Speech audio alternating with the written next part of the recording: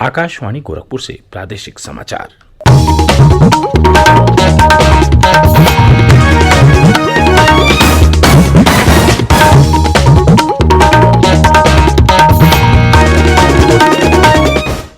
नमस्कार। समाचार बुलेटिन के साथ मैं वेद प्रकाश पाठक। पहले मुख्य समाचार। केंद्रीय गृह मंत्री अमित शाह ने कहा, उत्तराखंड के आपदा प्रभावित क्षेत्रों में राहत और पुनर्वास कार्यों के लिए केंद्र कर रहा है सभी उपाय। मुख्यमंत्री योगी आदित्यनाथ ने आपदा से प्रभावित पीड़ित परिवारों को हर संभव सहायता उपलब्ध कराने के दिए निर्देश। राज्यपाल आनंदीबेन पटेल ने कहा, सरकार किसानों की आय दोगुनी करने की दिशा में कर रही है कार्य। और प्रदेश में कोविड-19 से स्वस्थ होने वालों की दर बढ़कर 98% से अधिक हुई। 37 जिलों में पिछले 24 घंटों में कोविड का एक भी मामला नहीं।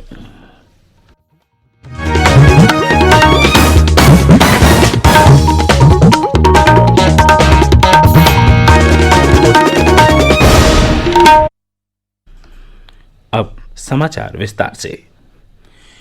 केंद्रीय गृह मंत्री अमित शाह ने आश्वासन दिया है कि उत्तराखंड के चमोली में हिमस्खलन से प्रभावित लोगों को राहत और पुनर्वास प्रदान करने के लिए केंद्र द्वारा सभी प्रयास किए जा रहे हैं। लोकसभा में उत्तराखंड आपदा पर अपने वक्तव्य में कल अमित शाह ने यह आश्वासन दिया। इससे पहले गृह मंत्री ने राज्यसभा में इस बारे में अपने बयान में कहा कि आपदा से निपटने और सामान्य स्थिति बहाल करने के लिए सभी उपाय किए जा रहे हैं। केंद्र सरकार स्थिति पर लगातार नजर रखे हुए है। केंद्र सरकार द्वारा स्थिति को 24 घंटे उच्चतम स्तर पर निगरानी की जा रही है। माननीय प्रधानमंत्री जी स्वयं स्थिति पर गहरी निगाह रखे हुए हैं। गृह मंत्रालय के दोनों कंट्रोल रूम द्वारा स्थिति पर 24 घंटे नजर रखी जा रही है और राज्य को हर संभव सहायता मुहैया कराई जा रही है। मुख्यमंत्री योगी आदित्यनाथ ने कहा है कि प्रदेश सरकार उत्तराखंड के चमोली में आई आपदा से प्रभावित परिवारों के साथ है। उन्होंने अधिकारियों को इस आपदा से प्रभावित हुए लोगों को पूरी सहायता उपलब्ध कराने के निर्देश दिए हैं।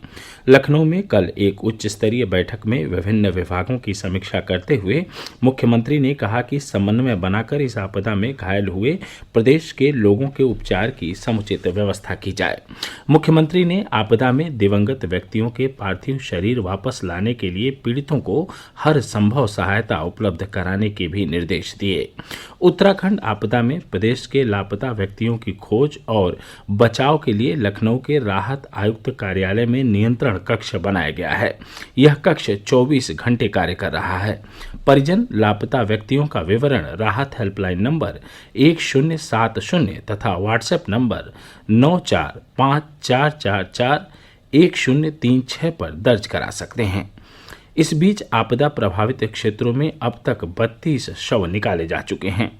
राज्य सरकार की आधिकारिक रिपोर्ट के अनुसार 174 लोग अभी भी लापता हैं। राज्यपाल आनंदीबेन पटेल ने कहा कि केंद्र सरकार वर्ष 2022 तक किसानों की आय दोगुनी करने की दिशा में कार्य कर रही है।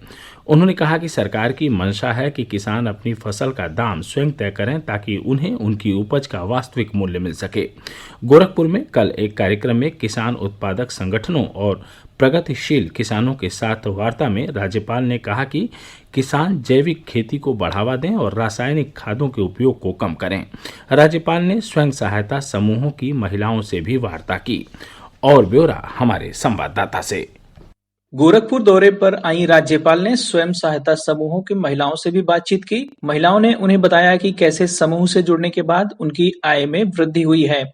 राज्यपाल ने कहा कि समूहों से जुड़कर महिलाएं आर्थिक रूप से आत्मनिर्भर बन रही हैं, जो एक सुखद अनुभूति देता है। राज्यपाल ने बालिकाओं की शिक्षा पर विशेष जोर देते हुए कहा कि लोग, विशेषकर महिलाएं, बेटा बेटी में भेदभाव न करें और बेटियों को बेहतर शिक्षा दें। इससे पूर्व राज्यपाल ने गोरखपुर के मदन मोहन मालवीय प्रौद्योगिकी संस्थान के दीक्षांत समारोह को संबोधित किया। उन्होंने युवाओं से आह्वान किया कि वे अपने ज्ञान का उपयोग समाज की भलाई के लिए करें। श्रीमती पटेल ने भरोसा जताया कि युवा प्रौद्योगिकी के उपयोग से समाज की कई समस्याओं का समाधान निकाल सकते हैं। कार्यक्रम में प्राविधिक शिक्षा राज्य मंत्री संदीप कुमार सिंह भी उपस्थित रहे। उन्होंने कहा कि भारत को विकसित राष्ट्र बनाने में तकनीकी की अहम भूमिका होगी। आकाशवाणी समाचार के लिए गोरखपुर से आदित्य शुक्ला।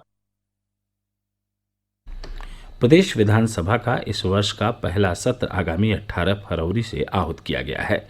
प्रमुख सचिव विधानसभा प्रदीप दुबे ने बताया कि उस दिन पूर्वाह्न 11 बजे सदन की बैठक आहूत की गई है।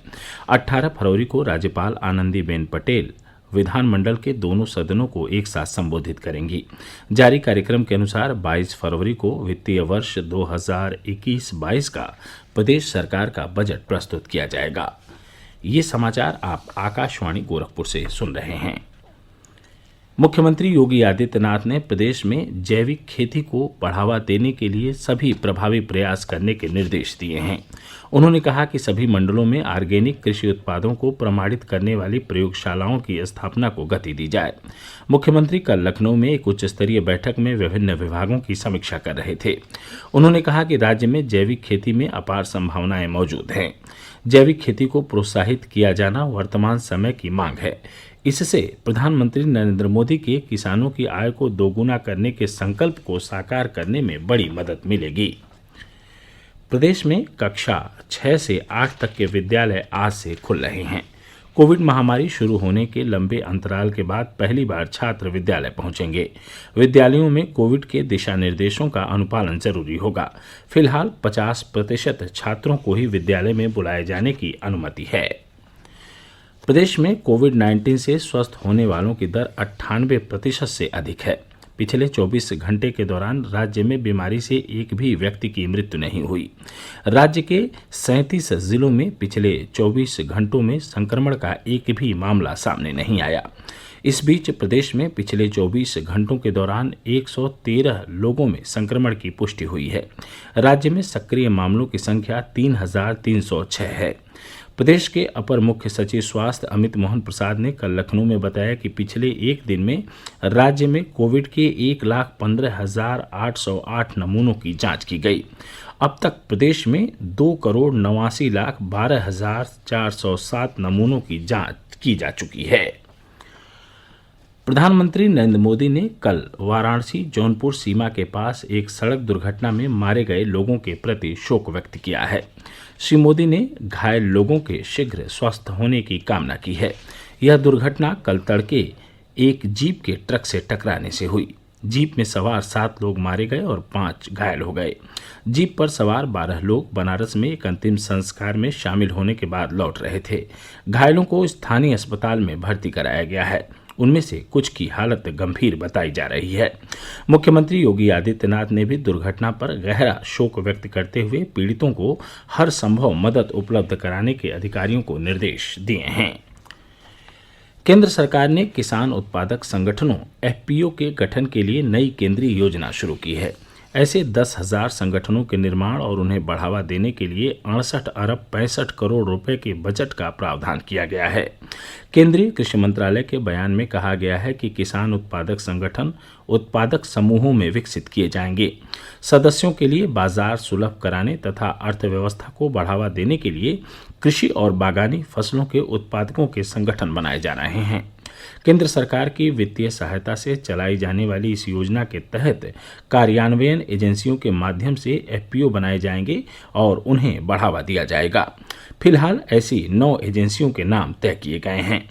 ये कार्यान्वयन एजेंसियां 5 वर्ष की अवधि के लिए प्रत्येक एफपीओ को पंजीकृत करेंगी और उन्हें पेशेवर सहायता उपलब्ध कराएंगी। यह कार्य cluster based business organisation CBBO के जरिए किया जाएगा।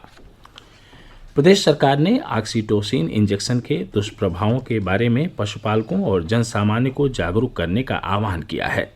मुख्य सचिव राजेंद्र तिवारी ने एक बैठक में बताया कि ऑक्सीटोसिन औषधि शेड्यूल H1 औषधि है। पशुओं में दूध उतारने के लिए ऑक्सीटोसिन इंजेक्शन का दुरुपयोग पशुओं के प्रति क्रूरता निवारण अधिनियम 1960 के अंतर्गत दंडनीय अपराध है। और अंत में मुख्य समाचार एक बार फिर। केंद्रीय गृह मंत्री अमित शाह ने कहा, उत्तराखंड के आपदा प्रभावित क्षेत्रों में राहत और पुनर्वास कार्यों के लिए केंद्र कर रहा है सभी उपाय। मुख्यमंत्री योगी आदित्यनाथ ने आपदा से प्रभावित पीड़ित परिवारों को हर संभव सहायता उपलब्ध कराने के दिए निर्देश। राज्यपाल आनंदीबेन पटेल ने कहा, सरकार किसानों की आय दोगुनी करने की दिशा में कर रही है कार्य। और प्रदेश में कोविड-19 से स्वस्थ होने वालों की दर बढ़कर 98% से अधिक हुई। 37 जिलों में पिछले 24 घंटों में कोविड का एक भी मामला नहीं। इसके साथ ही प्रादेशिक समाचारों का यह बुलेटिन यही समाप्त हुआ। नमस्कार।